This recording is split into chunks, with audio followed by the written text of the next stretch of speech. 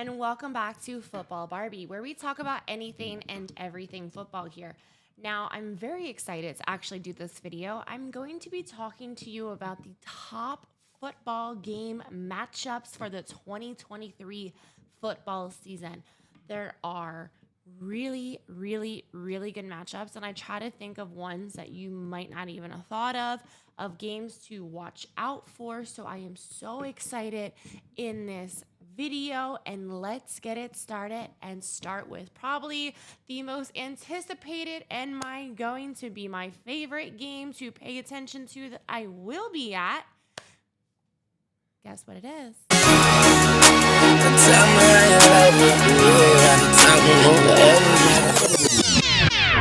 Hold on, wait a minute. Y'all thought I was finished?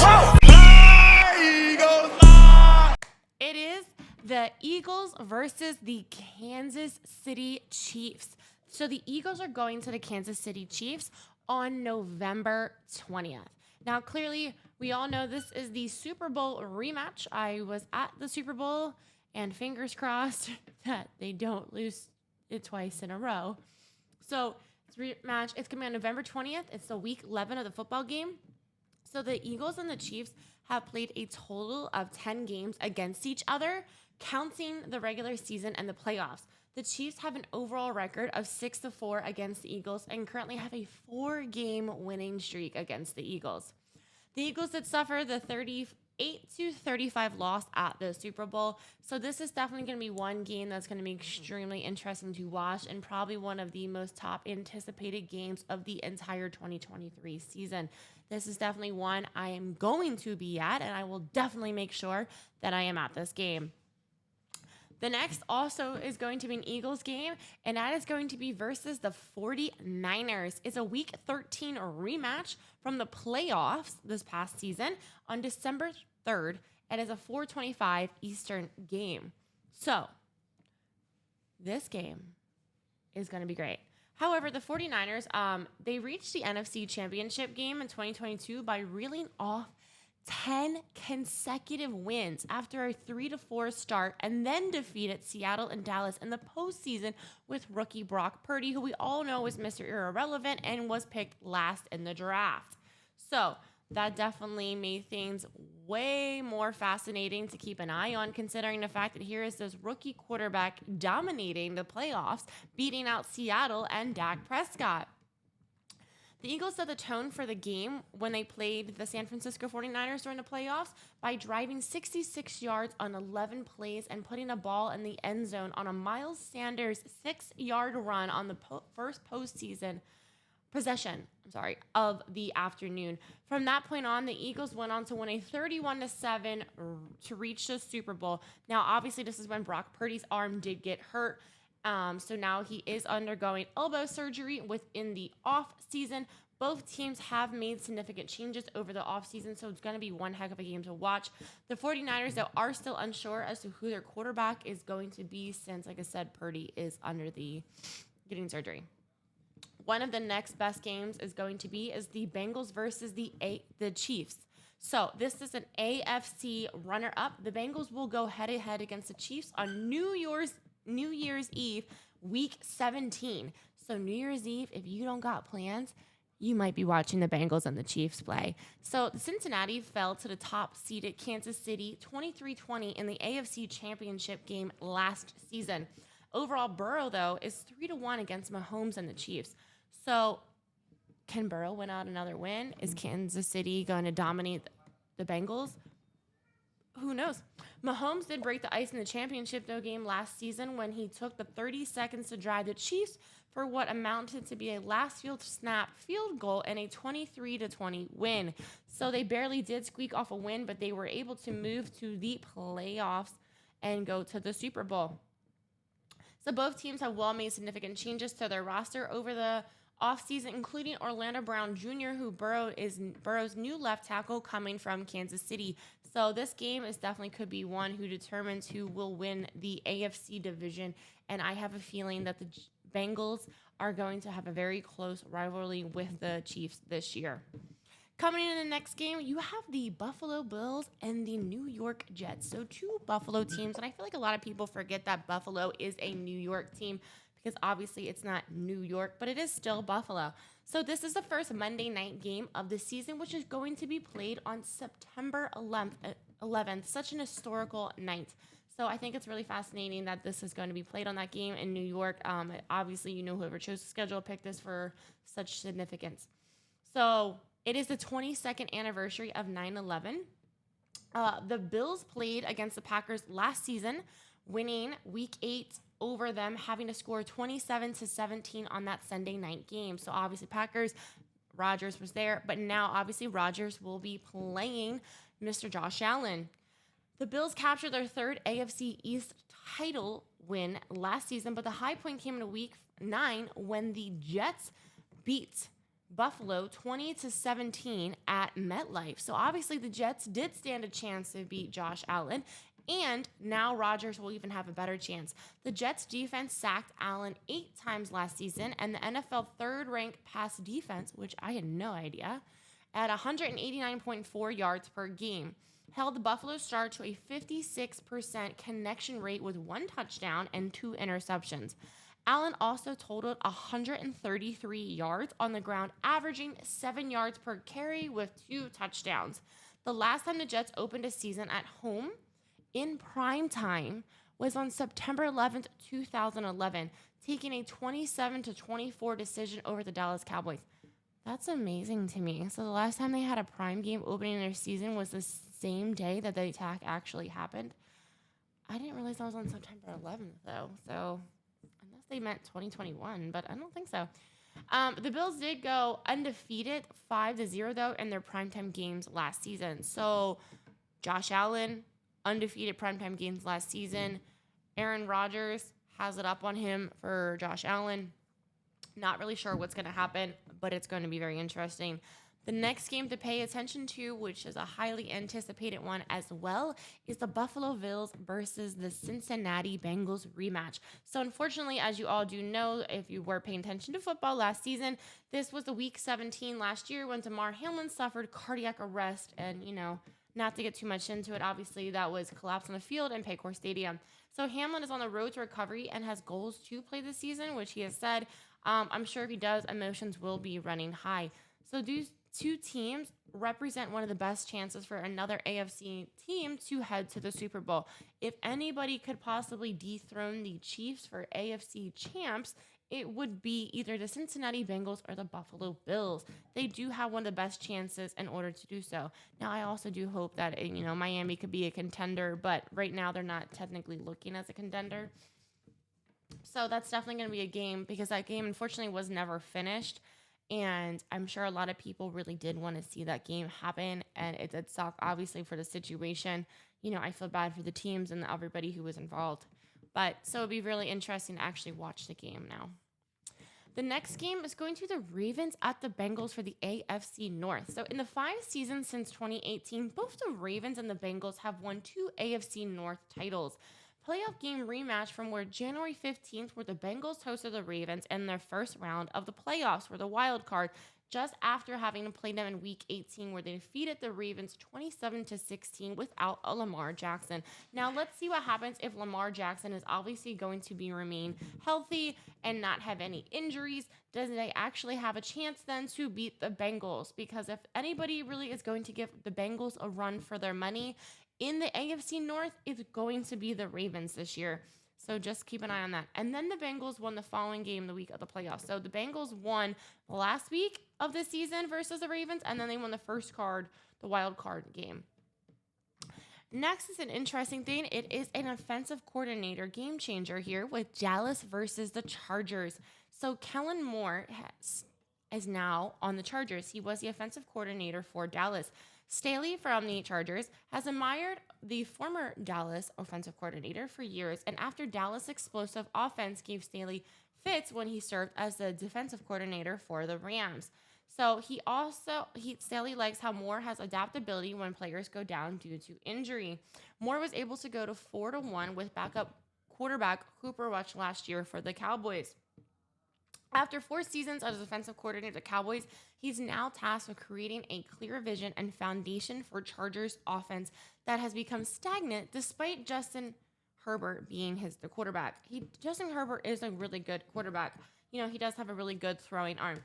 The Cowboys averaged 392 yards and 27.7 points contest during Moore's time as the team's offensive coordinator and play caller number 2 in the NFL during that time, being only second to the Kansas City Chiefs.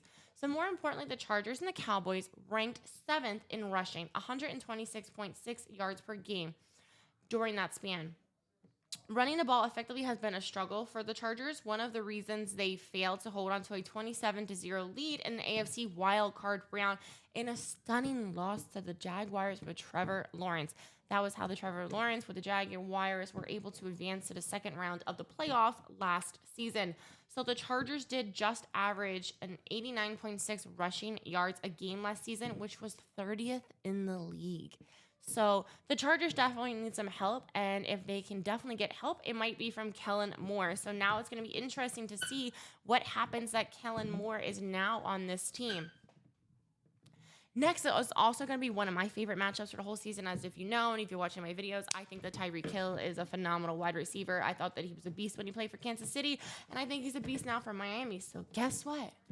Miami goes to Kansas City this year. So not only is this game going to be played in Frankfurt, Germany on Sunday, November 5th for one of the 2 Germany games, but Tyreek Hill does return to Kansas City for the first time since heading to Miami.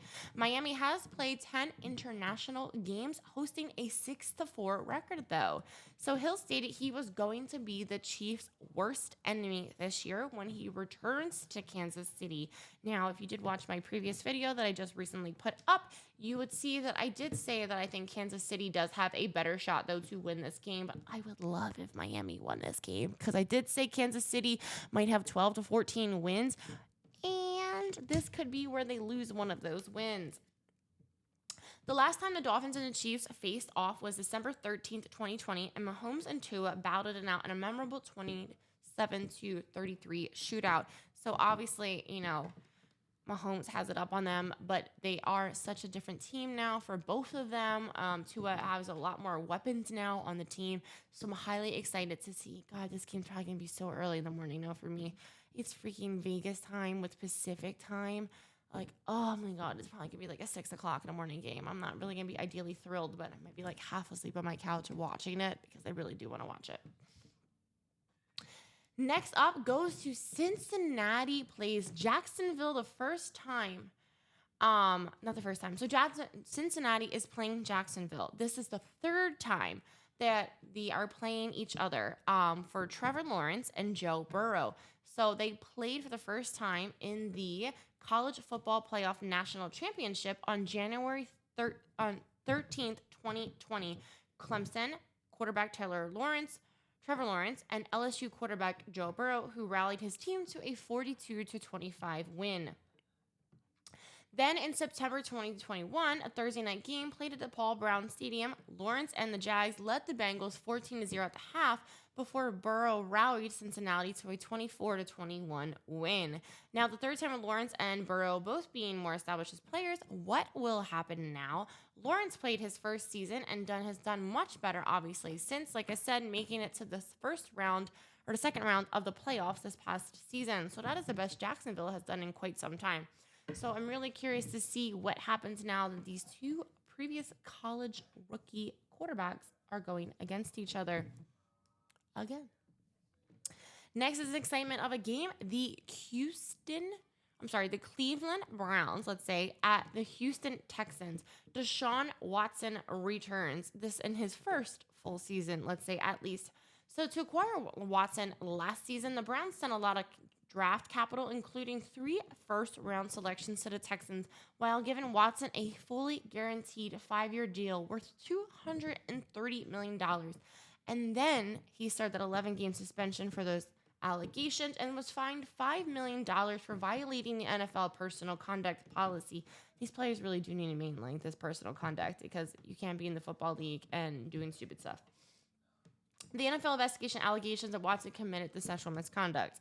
So now back for his first full season with the NFL after having played 7 games last season, he had under 60% completion, threw for 1,103 yards, 7 touchdowns, and 5 interceptions. He was, though, highly accurate when he threw the ball to the short, intermediate passes, and his awareness in a pocket was insane. So let's see what happens. The Browns versus Texans. I'm going to be very curious to see how that game does unfold and how people will be treating Mr. Deshaun. Next off, you have Kansas City Chiefs at Jets. Mahomes is playing Rodgers. So they are 1-1, so this is a tiebreaker for them. So on October 1st, Sunday night football game, the New York Jets got 2022 seasons failed to score a single touchdown and was held in the last games of the season. They were failed to score a single touchdown, was held under 7 points in each of their final 3 games. So the Jets really did kind of fail towards the end of the season. The Jets acquired Rodgers. Is familiar in that Rodgers was able to get receivers in that of Alan Lazard and Randall Cobb. They signed former Chief Mecole Hardman. The Jets defense ranked 4th in both scoring yards and yards allowed, and also boasted Defensive Rookie of the Year in cornerback Sauce Gardner. They also look to end their league-leading 12-year playoff drought, which I had no idea it's been that long for the Jets to make it to the playoffs. That's crazy. Wilson and Hart are great athletes as well for the Jets, and it is Rodgers' 19th season of the NFL. So the key is, does Rodgers, as now a Jet, have a fresh start and able to beat Mr. Patrick Mahomes, so he is then 2-1 on him, or is his age finally showing and has Rodgers washed out? I do have a lot of faith in Rodgers this year, so I am truly curious to see what's going to happen. Next, you have Houston is playing Carolina. The interesting thing about this game is this is the 2 first picks of the draft. Now, C.J. Stroud, now of the Texans, Houston's performed really well for Ohio State. In the minicamp for the Texans, Stroud is said to have led an impressive 2-minute drill that saw him complete 6 of 8 passes and throw a touchdown to end it. His communication and leadership skills are reportedly a huge plus already. The game happens on October 29th. This matchup could be hold as the Panthers are sticking with Andy Dalton for now. And at this point, Houston is not 100% certain that C.J. Stroud will play. But I really hope that both of these rookie quarterbacks play, the first-round pick and the second-round pick, and each team gambled a lot in order to get them. So Bryce Young did total 4,872 passing yards and 47 passing touchdowns last season. Add to that, he is an all-time Alabama football leader in career 5 touchdown games with 5 in his belt. He will have a lot of pressure on him when he does play, being the number 1 pick in the draft. Stroud matches him, though, with being the all-time Ohio State football record holder for career passing efficiency with 182.9. Highly curious to really see how these 2 quarterbacks could do against each other, and I really hope that they do end up playing, and then that both Houston and Carolina allow CJ and Mr. Bryce Young to play.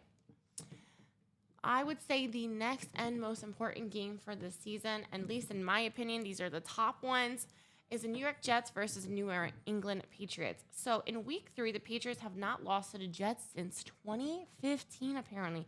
It's an impressive 7-year, 14-game winning streak against the AFC East foe. It apparently is the longest active winning streak by one team to a single opponent. I had no idea it was like this. That's crazy to me. This year brings a big difference, though. Obviously, now the Jets have the 4-time NFL MVP Aaron Rodgers playing for him, make it so worth it to watch. Aaron Rodgers has faced the Patriots 4 times in his career, but while only starting 3 of them, in those 3 starts, his teams were 2-1, including a 27-24 win last October, with Rodgers throwing 6 touchdowns against 1 interception in those games. So that is it. I would love to let me know, what is your favorite matchup of all of this? I can definitely tell you my top one will probably be the rematch of the Super Bowl. I am so excited. I really can't wait to see Tyreek Hill go back to Kansas City Chiefs. And I always do love seeing all these interesting games, and it makes it way worth more while when these teams truly have something more to fight for. You know, rematches are so exciting because a lot of teams are normally sad or salty that they lost in the first place to the other team, especially if it wasn't by much. So Love you all. Thank you so much. Ta-ta for now.